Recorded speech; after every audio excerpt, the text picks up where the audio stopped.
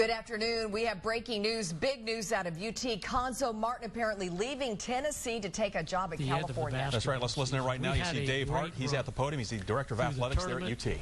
And I want to again recognize the job that Cuonzo Martin did as our head basketball coach and that his staff did, making the contributions that they collectively did in order for us to end with a very memorable basketball season.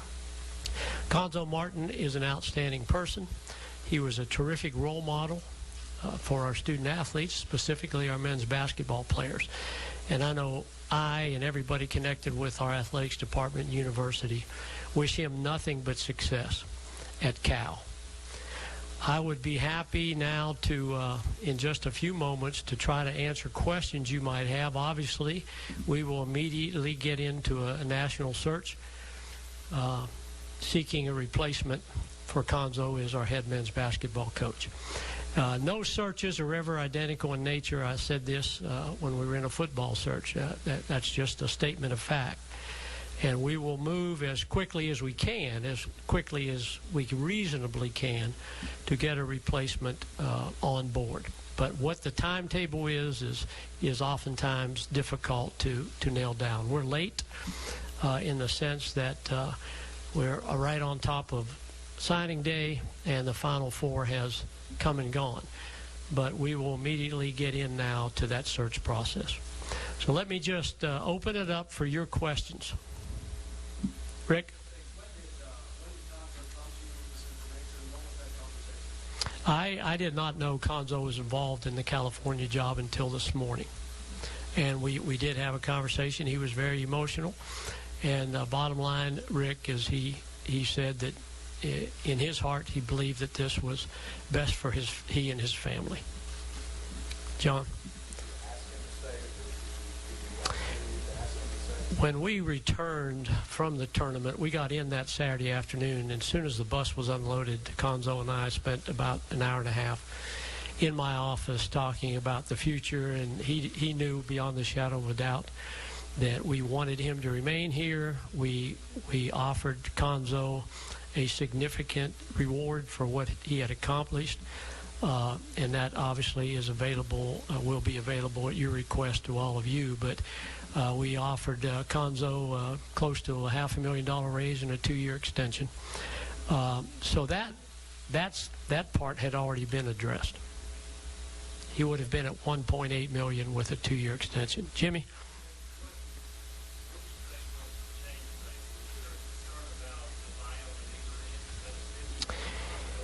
The buyout would have been $1 million, Jimmy, and you know, in this industry, you guarantee money on the front end when you hire someone. And Cuonzo took over a tough situation that he inherited when he took this job. But typically, the risk is at the beginning. The risk is not in your 4th, 5th, or 6th year. So traditionally, that buyout goes down. For matter of fact, Cuonzo's buyout next year would have been $850,000. But what we had packaged for him was the buyout would have been $1 million.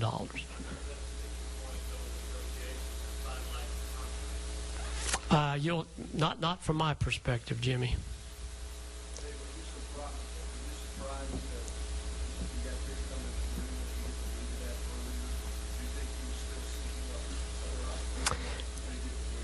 It's a fair question, Brent, in the sense that I didn't put a specific, hey, I got to have this tomorrow type of a timetable on it, so I wanted him to have time.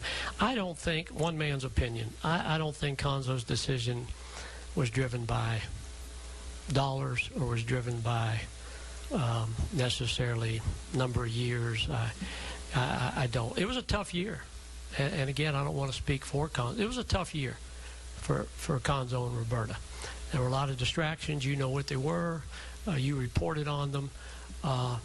Pretty tough for those young men, and I've talked to them, and they have unsolicited as the end of the year was progressing, made comments how tough that was. It was a tough situation. John?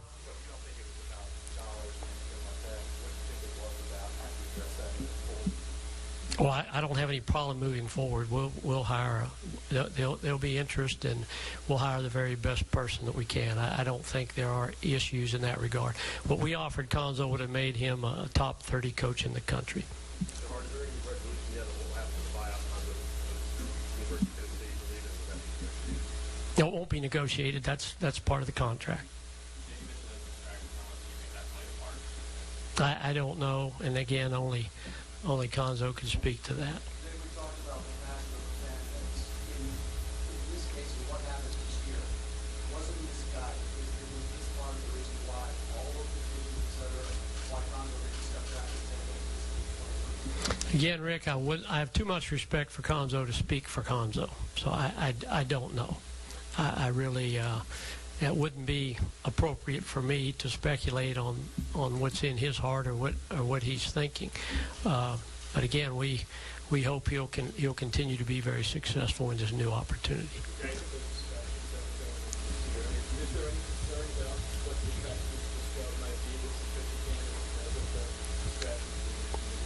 No, I think this is an extremely attractive job. We have history, we have tradition, we have one of the finest venues in the country to play college basketball.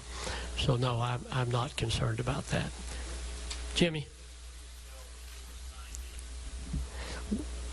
I had an opportunity just an hour and a half, 2 hours ago at the most, to meet with our team and to talk to them. And you know, I've been through this scenario a number of times, and it's always very difficult because the players are always very emotional. They become very attached to the head coach for all the reasons you would expect.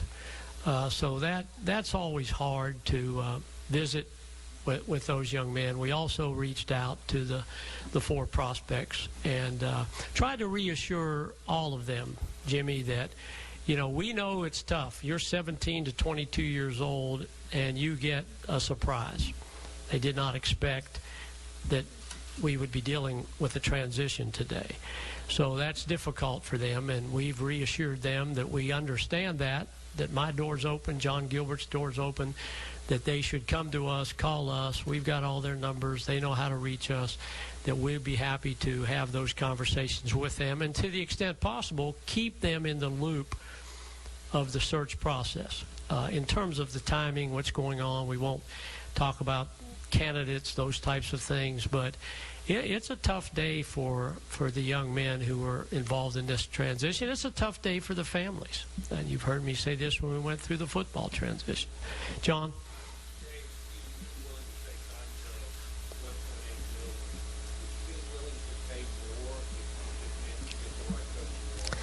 And that's a good question, too, John. You know, we'll go into the search process with a very similar profile that we discussed when we were in the football process.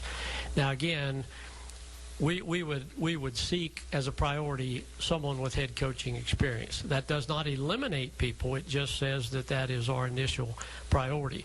We're looking for track record. You've heard me talk about this. You don't always end there. Perhaps at the end of the day, we don't attract someone with a significant track record. Perhaps we attract a rising star. I don't know. All that is hard to forecast. But to answer your question, John, you know, the rising star is different in terms of the financial package than the person with an outstanding track record. I'm looking for somebody who's a winner, somebody who's won where they've been, and you just don't know until you conclude the process what you're going to be looking at in terms of your priorities and who rose up. You know, you could be sitting in front of somebody that maybe is not the #1 target, but they come across as so impressive that you know that, hey, this is the person. And you've heard me talk about this. I think fit's important. I've always felt that in my entire career. I think fit is critically important, and we'll look for a person that we deem to be a very good fit. Yes.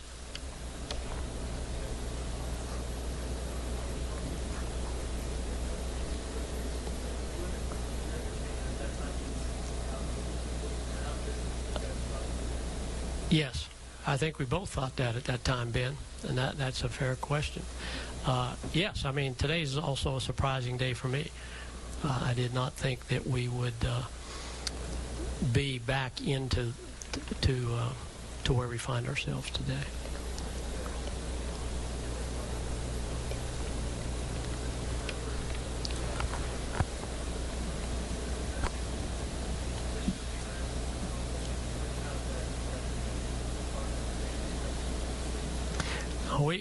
And Cuonzo said it, and he meant it. We have a phenomenal fan base, and you've heard me say this many times. Give me the passion.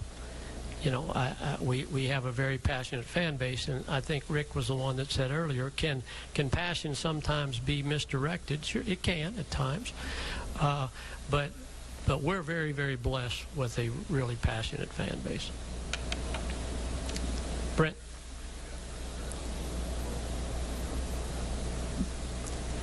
Well, I never, I wouldn't, and again, you know me, Brent, and all of you do by now, but I would not share conversations that I've had with any coaches. But we had a great relationship, and we had a very open relationship, and the dialogue was very consistent. So we talked about everything, good, bad, indifferent, and that's what you should have in terms of AD to coach dialogue.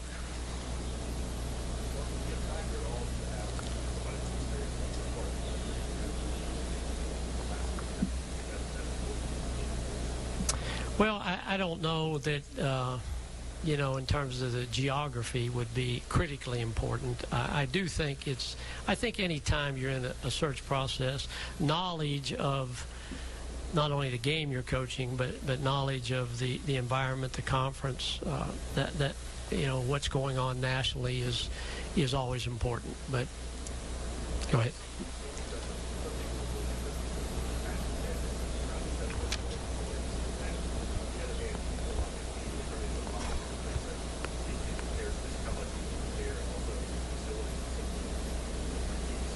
Yeah, I don't have any concern about that being a problem.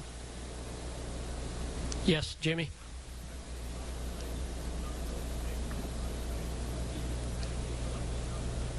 No, I've never, I want to build a relationship with the head coach, and the coaches know this.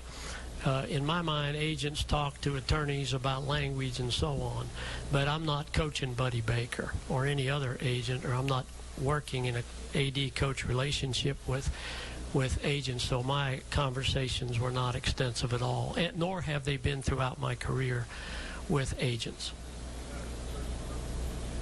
No, right, I would think we would not have a search firm, Jimmy. Yes. Yeah, I addressed that earlier. We met with the team maybe an hour and a half ago.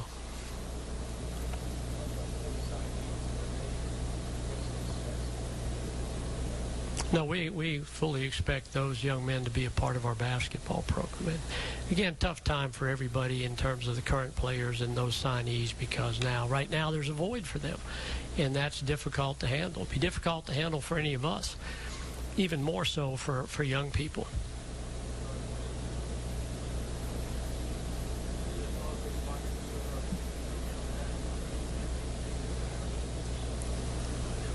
We're not even in any of those conversations, Ben. Right now, we've got a lot to do, and we'll deal with various elements within the process as they come along. John.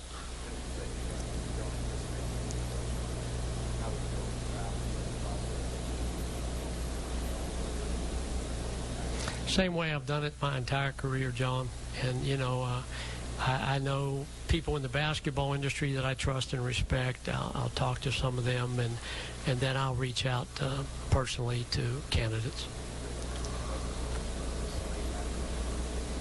One time, and it's tough. That was in July, if you can imagine. So yeah, I mean, it makes it harder, makes it tougher, but it is the timing is what it is, and you deal with it and you move forward.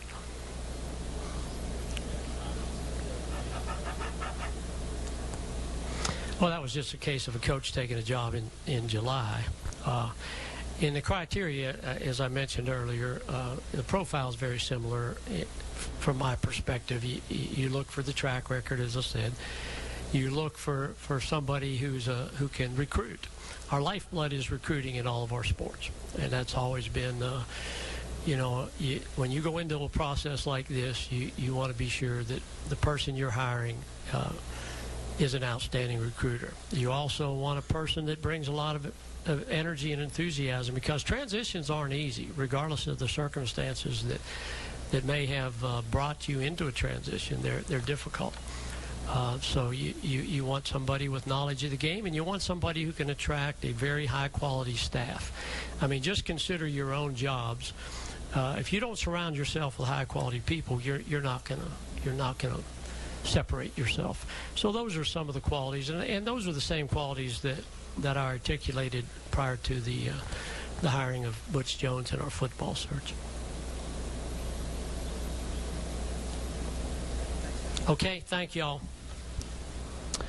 All right, so you've been listening to Dave Hart. You see him leaving the stage there, the Director of Athletics, University of Tennessee, discussing today's departure of Cuonzo Martin to California to become the new head coach out there on the West Coast. One thing that's jumped out at me, Lori, Dave Hart saying when he got up this morning, thought it was going to be a typical day, he didn't see this one coming. No, just talked to the team about an hour and a half ago, told the young man, we are hearing reports that one of the players is going with him, or one of the new recruits, rather, that's right, going with him. We will have much more, as you well know, coming up beginning on 6 News at 4. And in the meantime, we want to take time to reflect upon a day that was so tragic, a criminal tragedy that 1 year really ago rocked Boston and the United States and the world 1 year ago. ABC News has a special report that will begin very soon on that.